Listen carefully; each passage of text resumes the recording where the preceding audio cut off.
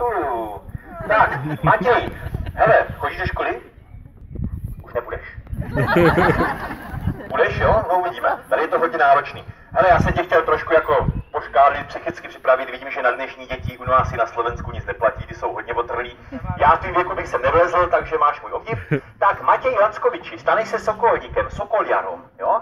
Vypustí si ze své ruky na oblohu vzácného luňáka. Slovensky to máte teda haja, jo? Vy to máte úplně jináčí ten název. U nás je to luňák, je to haja. Hele, připaž si ještě, ta rukavice je těžší, než si myslíš, ona je těžší než ten dravec. Budeš si ho pouštět ze své ruky. My ti ho dáme do té rukavice, sundáme mu čepičku, čapočku a ty mu řekneš Matěji větu leď, haja, leď. Jo? On to zná i slovensky, my občas se vyhneme i tam ve vašich končinách. A zavoláme si ho zpátky větou vrať sa, haja, prosím tě, vrať. Jo? Můžeš to klidně teda zkusit česky, leď luňáku, leď, vrať se, prosím tě, vrať, ale myslím, že jednodušší to bude v té mateřštině. Takže leď, haja, leď, vrať sa, haja, prosím tě, vrať.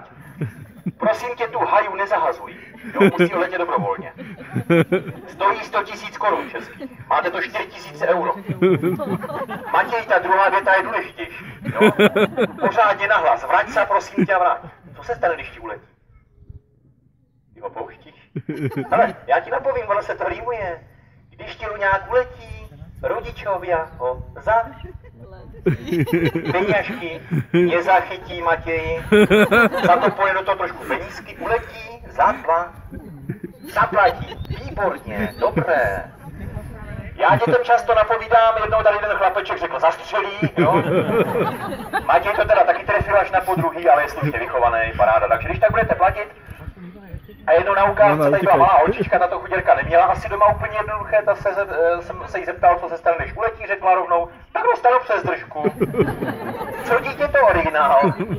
Tak, Matěj Lackovič se stane sokoljarom, takže první věta leď, haja, leď. Neváží ani kilo, měl by se udržet. Řekni leď, haja, leď, Matěj, můžeš. Nej, hej, haja, leď. Leď, haja, leď. Jo? Výborně, vidíš, jak pěkně poslouchá. Dobrý, Matěj. Ale pamatuj si tu druhou větu? Ty jsi to zapomněl? Vám mizí 4 000 euro a ty jsi v klidu. Hele, druhá věta zní, vrať se, prosím tě, vrať. Dostaneš do ruky, do té rukavice meso, jo? To je pre tu haju, než to budeš olizovat, Matěj. Naťahni ruku a volaj, vrať se, haja, prosím tě, vrať. Volej.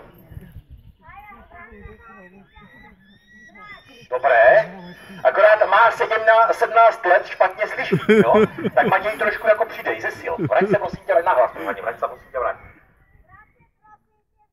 Výborně, čeština jí zazněla trošku, dobrý. Člověče, on nereaguje, ale. Teď to vypadá nadějně. Teď volej, nahlas, rychle, Matěj, teď je šance, rychle, nepropásni to. Přátelé, to je flegmatik. Nebo jste na tom teda možná hodně dobře, jako já nevím, no? Ale Matěj, 4 000 euro, vrať se, prosím tě, vrať, volaj. A pochopil, že je zle, 4 000 euro, neposlouchají. Matěj, vy jste si dneska udělali výlet do lednice? Jo? Výlet za všetky peněžky. Máte ty peněžky tady sebou? Máte, já jsem si to myslel. Tak, to jste dobří, můžeš pouštět ještě orla, supa, tak, hele. Matěj, akce s hajou teda nevyšla, já nevím, co se děje, za 17 let to neudělala. Máme tady náhradní řešení. Pustíš k němu sokola, jo, vy si to můžete eventuálně dovolit. Je to jeho kamarád, řekneš mu leď sokole, leď kamaráda, přiveď, nebo priveď, jo, já nevím, jak to slovensky. A jestli to nezabere, tak to je hotovo teda, to je poslední možnost. Přátelé, musíme improvizovat, musíme jaksi reagovat na vzniklou situaci a Matěj si bude sokolničit více, než jsme čekali. Leď sokole, leď kamaráda, přiveď, můžeš. Výborně. A Matěj, modli se. Výborně. Jsem ti zapomněl říct, on stojí 6 000 euro. Matěj letí úplně jinam, to je dohromady 10 000 euro. Matěj, tohle není nejlepší den tvého života. Víš, jak se říká tomu způsobu letu? To je odlet, Matěj, to je odlet. Ale já bych to viděl tak, že po ukázce, pokud to nedáme v hotovosti, ty peníze, jo, tak dostaneš u toho prvního stánku, to je pokladna, ty se přihlásíš ještě a dostaneš takovou kartičku, jmenuje se to číslo účtu. Jo, já si myslím, že to bude nejlepší. Ptáků je dost, zase se někdy zastav. Tak já vidím, že už tě bolí ruka, já už tě nebudu trápit. Zaslouží si potést, byl dobrý, Matěj. Počkej chvilku, ještě vydrž. Ale máš tady ode mě na památku od nás takhle Pexeso, tam je i číslo účtu, to se bude vaším líbit. Jestli pak víš, proč ti dravci nedoletí, schválně. No tě nezná, ono to není tak jednoduchý. Haja rozlišuje a ten sokol dokonce není ani nějak učený na ruku, to by se moc neproletěl. Tak, my si je pokusíme zavolat, pojď, tady jsou dveře, budeš si je hlídat s rodičema, jsou to vaši dravci, pořád vám budu vám říkat sponzoři, jo, než je ujedete. Sponzory. Odkud jste sem přijeli, z jakého města?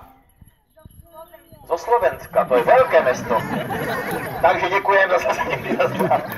Tak, Matěj, Slovák.